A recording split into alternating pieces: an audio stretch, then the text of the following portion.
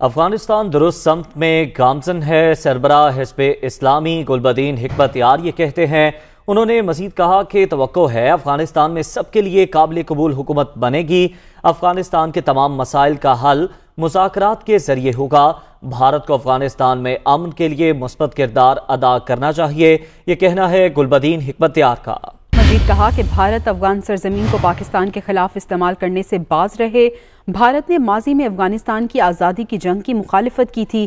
گلبدین حکمت یار نے وزیر اعظم عمران خان کے افغانستان پر موقف کی بھی تعریف کی ہے۔ افغانستان درست سمت میں گامزن ہے۔ سربراہ حزب اسلامی گلبدین حکمت یار یہ کہتے ہیں۔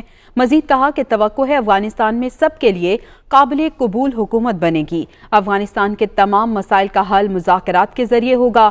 گلبدین حکمت یار کا کہنا تھا کہ بھارت کو افغانستان میں امن کے لیے مثبت کردار ادا کرنا چاہیے۔ انہوں نے وزیر اعظم عمران خان کی افغانستان پر موقف کی بھی تعریف کی۔ ساتھ ہی ساتھ یہ بھی کہا کہ بھارت افغان سرزمین کو پاکستان کے خلاف استعمال کرنے سے باز رہے۔ بھارت نے ماضی میں افغانستان کی آزادی کی جنگ کی مخالفت کی تھی۔ بھارت کو افغانستان میں امن کے لیے مثبت کردار ادا کرنا چاہیے۔ یہ بھی کہا کہ افغانستان کے تمام مسائل کا حل مذاکرات کے ذریعے ہی ہوگا۔